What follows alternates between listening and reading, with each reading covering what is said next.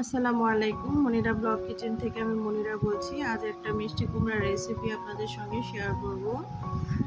তো আপনারা তো অনেকভাবে খেয়ে থাকেন, তবে আমি যে পদ্ধতিতে দেখাচ্ছি সেই পদ্ধতিতেই একবার রান্না করে খেয়ে দেখবেন। মিষ্টি কুমড়ার মধ্যে একটি বিশেষ উপকরণ ব্যবহার করব, যার জন্য মিষ্টি কুমড়ার টেস্টটা কিন্তু সম্পূর্ণই আলাদা হয়ে যাবে। আর কি সেই উপকরণটা, এটা দেখতে হলে পুরো ভিডিওটির সঙ্গে থাকতে হবে। মিষ্টি কুমড়ো কিন্তু ভাজি, ভর্তা বা সবজির মধ্যে দিলে ভালো লাগে। এছাড়া মিষ্টি কুমড়া রান্না করলে তেমন একটা খেতে ভালো লাগে না। তবে আমি যে উপকরণটা কথা বলবো বা যেটা ব্যবহার করেছি, সেটা যদি আপনারা তরকারিতে দিতে পারেন, তাহলে তরকারির টেস্টটা কিন্তু অনেক বেড়ে যাবে। আর যে মিষ্টি কুমড়ার তরকারি পছন্দ করে না, সেও কিন্তু এই মিষ্টি কুমড়ার তরকারিটার ফ্যান হয়ে যাবে। একবার খাওয়ার পরবর্তীতে শুধু সে মিষ্টি কুমড়ার এই রেসিপিটি খেতে চাইবে বারবার। তো আমি মিষ্টি কুমড়াটাকে কেটে নিচ্ছি। উপরের খোসাটা ফেলে দিয়ে মিষ্টি কুমড়াটাকে কেটে নিব। আর মাঝে যে অংশটা আছে সেটাও কিন্তু একটু ফেলে নিতে হবে। তো অনেকেই মাঝের অংশটা ফেলে দেয় না, তো আমার কাছে ভালো লাগে না, যার জন্য আমি ফেলে নেই। তো এখন আমি রান্না করতে চলে এসেছি। কড়াইয়ের মধ্যে পেঁয়াজ আর কাঁচামরিচ দিয়েছি। এখানে যেহেতু মিষ্টি কুমড়ার পরিমাণটা খুব কম, সেই জন্য আমি বেশি পেঁয়াজ দিইনি, 2টা পেঁয়াজ দিয়েছি। আর 5-6টা কাঁচামরিচ 2 ফালি করে, আবার মাঝখানে একটা ফালি করে দিয়েছি, 4 ফালি।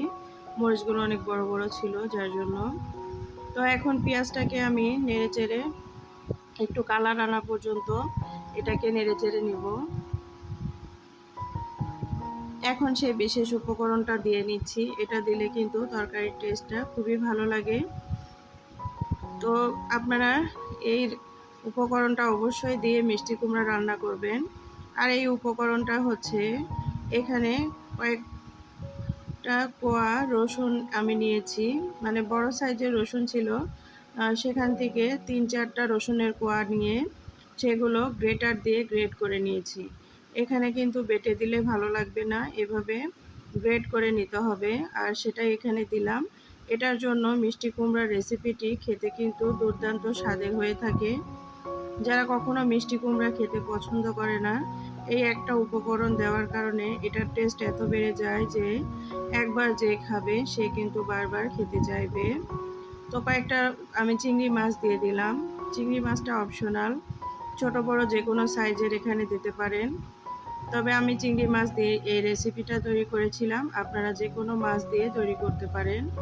এখানে আমি হলুদের গুঁড়া দিয়ে দিলাম, আর দিব লবণ। দিয়ে এটাকে নেড়েচেড়ে সুন্দর করে তেলের মধ্যে ফ্রাই করে নিব। হলুদটা দেওয়ার কারণে চিংড়ি মাছের কালারটা অনেক সুন্দর আসবে।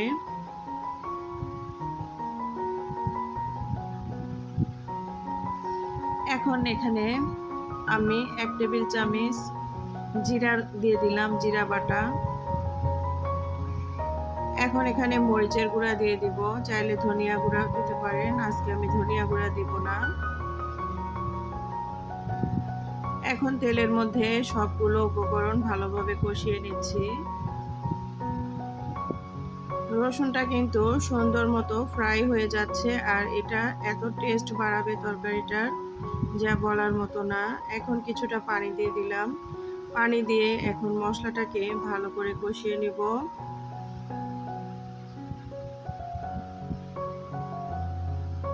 কে কে আপনারা মিষ্টি কুমড়ার তরকারিতে রসুন এভাবে খেয়েছেন, অবশ্যই কমেন্ট করে জানাবেন।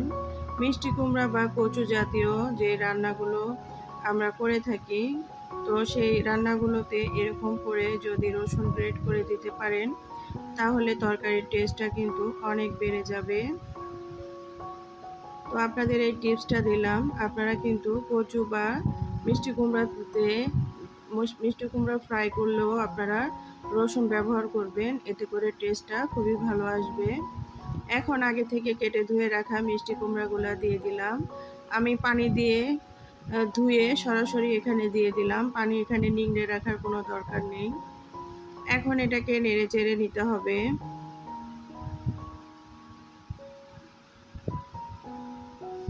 আমি ঢাকনা দিয়ে ঢেকে এটাকে জাল করে নিব 4-5 মিনিট সময় ধরে। ঢাকনা উঠিয়ে নেড়েচেড়ে দিব। এখানে আমি এক্সট্রা পানি দিয়ে কষাবো না, এইভাবে এই মিষ্টি কুমড়াটাকে কষাবো। মিষ্টি কুমড়া কিছু কিছু মিষ্টি কুমড়া দেখবেন অনেক মিষ্টি হয়ে থাকে, সেই ক্ষেত্রে এরকম করে রান্না করলে কিন্তু খুবই ভালো লাগে। আবারও একটু কিছু সময়ের জন্য কষিয়ে নিব। ইলিশ মাছ দিয়ে মিষ্টি কুমড়ার তরকারি কিন্তু অনেক ভালো লাগে খেতে। তো এই যে এখন আমি মিষ্টি কুমড়াটাকে আরও জাল করে নিয়েছি আর কষিয়ে নিচ্ছি।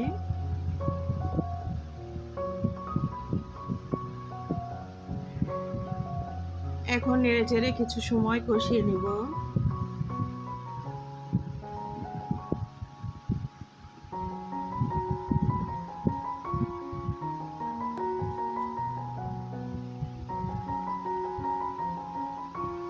কষানো হয়ে গেলে এখানে আমি ফুটন্ত গরম পানি দিয়ে দিব। অবশ্যই গরম পানি দেওয়ার চেষ্টা করবেন, এতে করে তরকারির টেস্টটা কিন্তু একটুও নষ্ট হবে না।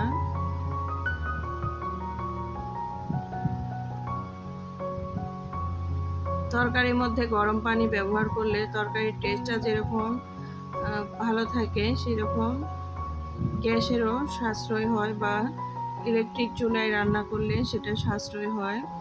বর্তমানে যে পরিমাণ কারেন্ট যায় আর গ্যাসের সংকট, সেই ক্ষেত্রে আপনারা রান্না দ্রুত করার জন্য অবশ্যই তরকারিতে গরম পানি ব্যবহার করবেন।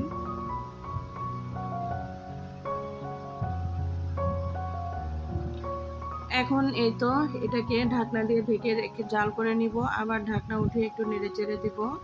এভাবে 2-3 বার করে আমি এটাকে নেড়েচেড়ে রান্নাটাকে কমপ্লিট করে ফেলবো। আমার তরকারিটা কিন্তু খুব ভালোভাবে সেদ্ধ হয়ে এসেছে।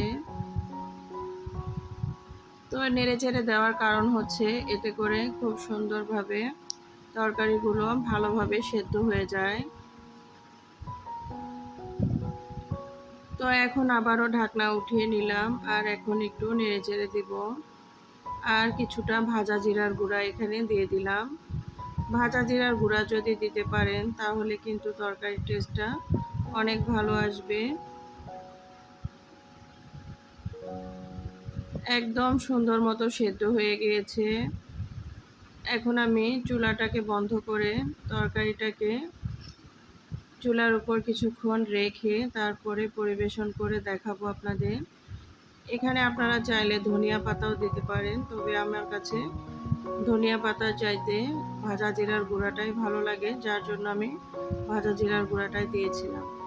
ফাইনালি আমার রেসিপিটা একদম রেডি, আর এই যে পরিবেশন করে দেখাচ্ছি।